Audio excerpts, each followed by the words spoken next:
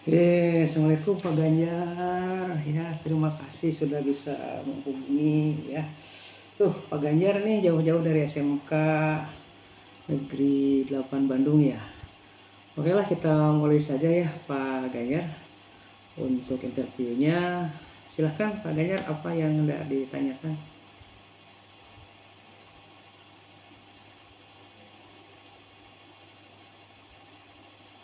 Ya, oke. Ya, oke, oke. Ya. Oke, untuk pertanyaan yang pertama dari Pak Ganjar. Jadi tadi tuh selama ini bagaimana saya dapat mengidentifikasi kasus-kasus yang merupakan dilema etika atau bujukan moral. Nah, sebelumnya kita sedikit ada pemahaman dulu sedikit ya tentang dilema etika itu seperti apa. Ya, jadi dilema etika itu merupakan situasi yang terjadi ketika seorang harus memilih antara dua pilihan mana kedua atau di mana kedua pilihan itu secara moral benar-benar eh, maksudnya secara moral dua pilihan itu dua-duanya benar begitu ya, dua-duanya benar ya, tetapi bertentangan. Sedangkan rujukan moral merupakan situasi yang terjadi ketika seorang harus membuat keputusan antara benar atau salah. Barangkali begitu ya Pak Ganjar ya. Ya, ya. Nah, sebelum itu di sini kita harus memahami dulu tiga prinsip ya, hanya tiga aja bagian aja, tiga prinsip yang harus diperhatikan dalam melakukan identifikasi kasus-kasus yang termasuk ke dalam dilema etika atau wujukan moral. Nah, satu ya prinsipnya itu kita harus berbasis pada hasil akhir. Ya, yang kedua kita harus berbasis pada peraturan, dan yang ketiga kita harus berbasis pada rasa peduli gitu atau disebut dengan care based thinking ya. Nah, selanjutnya eh, sebelum diambil sebuah putusan ya, kita bisa menganalisis terlebih dahulu hal-hal yang sebagai berikut. Jadi ada beberapa hal yang perlu kita analisis dulu ya. Yang pertama, kita harus mengenali atau mengenal bahwa ada nilai-nilai yang saling bertentangan dalam situasi tersebut ya. Tentunya ada kasus dulu ya Pak Ganjar ya, ada kasus dulu. Yang kedua, menentukan siapa yang terlibat dalam situasi ini ya. Guru, siswa, gurunya berapa orang, siswanya berapa orang ya. Guru juga mungkin dari kesiswaan, dari BPBK. Jadi siapa sini yang terlibat dalam situasi ini. Yang ketiga, kita harus mengumpulkan fakta-fakta yang relevan dengan situasi ya. Kita bisa menganalisis terhadap hal-hal yang apa saja yang potensi terjadinya persoalan itu di waktu yang sekarang ataupun di waktu yang akan datang ya. Paham ya Pak Yanyar ya. Ya, yang selanjutnya kita lakukan pengujian benar atau salah ya. Jadi dari kasus itu kita pastikan dulu ini persoalan ini benar atau salah gitu kan. Ya, di sana ada dua persoalan. Ini benar, ini juga benar. Nah, tapi di antara dua benar itu tetap kita harus mengambil keputusan atau juga ini benar ini salah begitu kan persoalannya.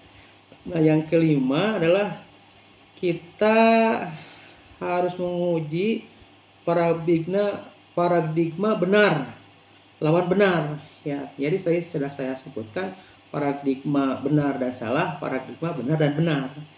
Ya, selanjutnya yang keenam, kita melakukan prinsip namanya prinsip resolusi ya. Jadi prinsip resolusi ini kita harus berpikir kepada atau berbasis pada hasil akhir ya.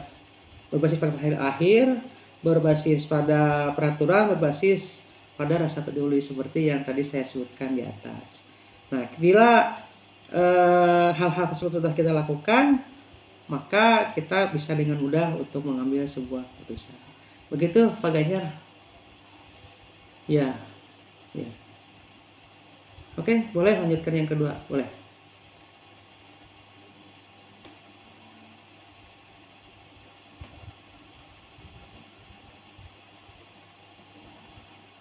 Ya, Ya, oke. Oke,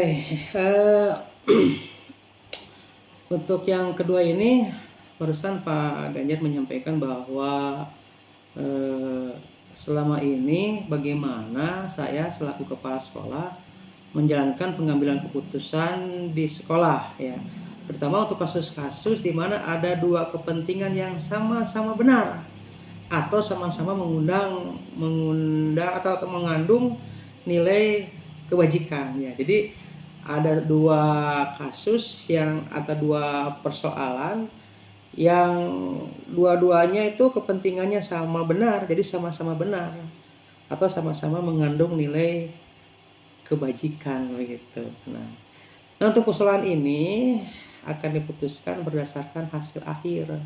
Kalau saya melihat dari hasil akhirnya seperti teori yang tadi disampaikan sebelumnya di atas. Ya, untuk persoalan ini kita ngambil keputusan berdasarkan hasil akhir, yaitu end-based thinking dengan memperhatikan kebermanfaatan yang paling mendalam. Ya, sebagai contoh, peserta didik yang tidak suka matematika, otomatis dia akan memiliki nilai matematika yang rendah. Ya, tapi itu jangan dipaksakan ya, sehingga dia buat mumet ataupun siswa itu tersebut jadi bosan, jadi nggak mau belajar matematika ya.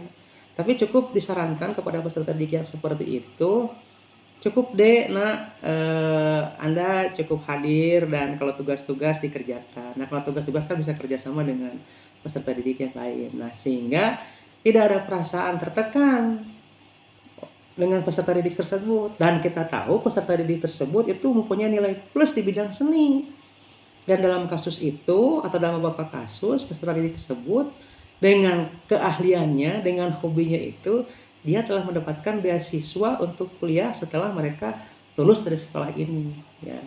Nah, jadi kita harus lebih bijak ya.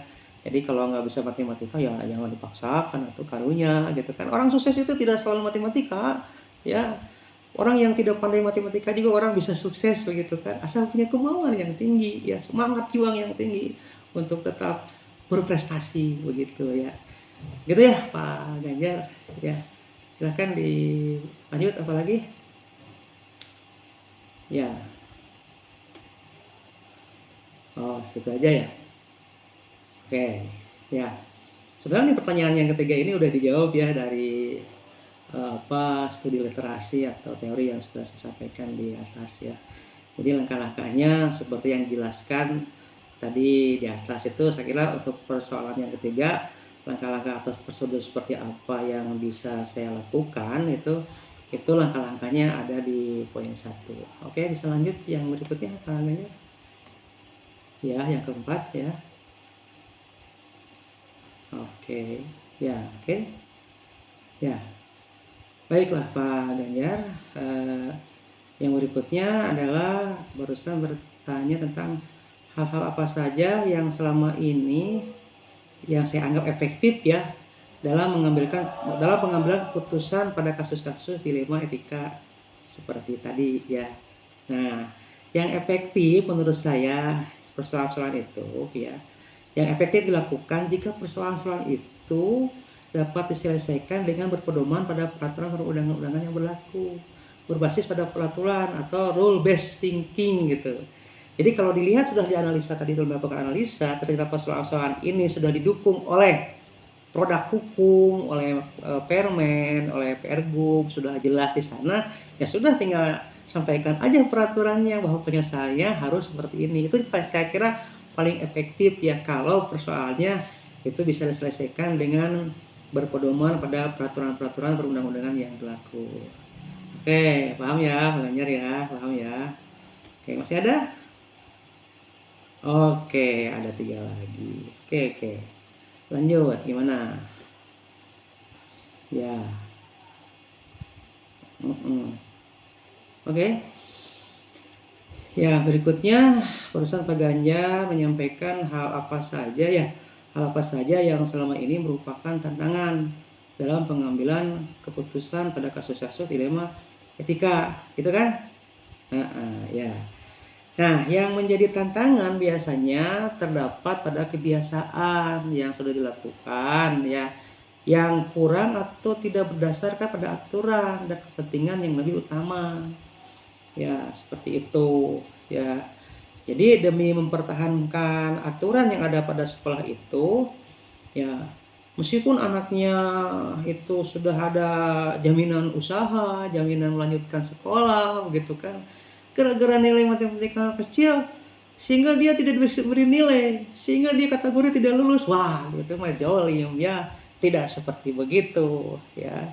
Jadi eh, tantangannya biasanya itu kebiasaan-kebiasaan yang ada di sekolah itu yang mungkin itu kurang atau tidak berdasarkan pada aturan dan kepentingan yang lebih utama, ya. Contohnya seperti itu. Jadi demi mempertahankan sebuah status sekolah yang memiliki aturan yang luar biasa ketat, begitulah, seperti itu, sehingga masa kita malu ya punya siswa, masa matematika rendah kita, masa kita luluskan cenah. Padahal dia siswa itu sudah ada jaminan bekerja, jaminan beasiswa untuk melanjutkan kuliah, ya. Kenapa kita kasih nilai tidak lulus matematika? Udah aja kasih nilai lulus lah, nggak apa-apa. Yang penting kan satu tadi, yang utama adalah dia mempunyai akhlak yang baik, seperti itu, ya. Itu ya Pak Ganjar ya. Oke, lanjut Pak Ganjar ya. Nih, bentar lagi selesai ini ya. Heeh. Ya.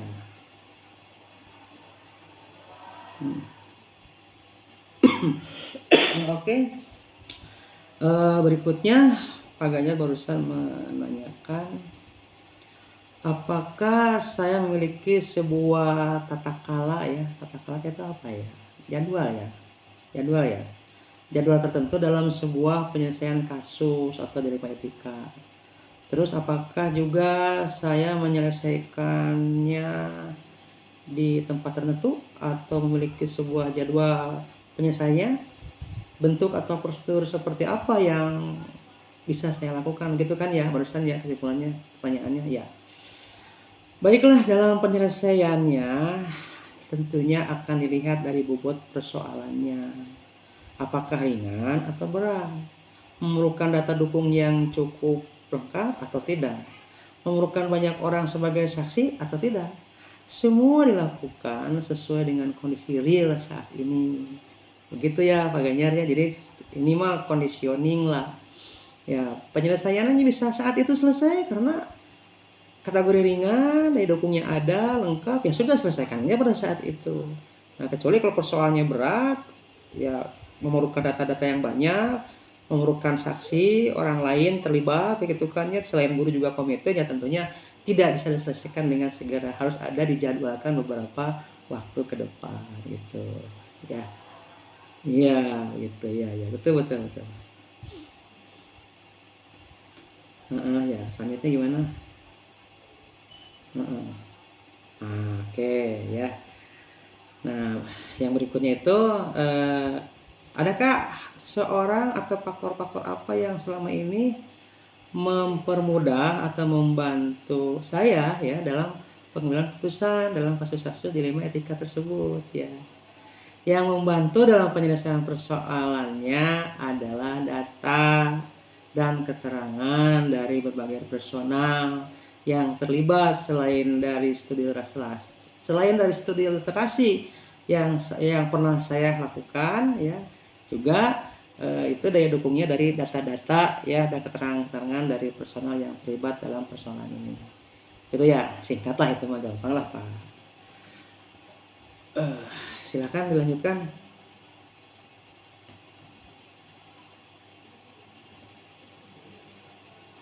Ya. Oke. Nah, ini terakhir nih. Alhamdulillah terakhir. Oke, dari hal yang disampaikan, istilahnya pembelajaran apa gitu ya, pembelajaran apa yang dapat dipetik dari pengalaman saya mengambil putusan dilema etika tersebut ya. Pengalamannya ini barangkali bisa sangat berharga ya setelah saya amati dari pertanyaan-pertanyaan dan solusi-solusi yang telah saya sampaikan. Jadi begini Pak Ganjar, jadi kehidupan itu tidak seperti yang kita inginkan ya. tidak seperti yang kita inginkan, tidak seperti yang kita rencanakan, tapi kehidupan itu seperti yang kita jalani saat ini. Nah, oleh karena itu, apakah kita menjadi orang-orang yang bersyukur atau tidak? Apakah kita menjadi orang-orang yang sabar atau tidak? Begitu barangkali ya, apa yang dapat saya sampaikan, mungkin pengalamannya seperti itu. Mohon maaf bila ada suatu hal yang tidak berkenan. Begitu Pak Ganjar ya, salam buat semuanya, buat Kepala Sekolah SMK Negeri 8, kepada Pak Agus Nugroho, sehat selalu dan sukses selalu dari Pak Aji Kang Prabut ya. Oke, ya, nuhun Pak Ganjar, nuhun.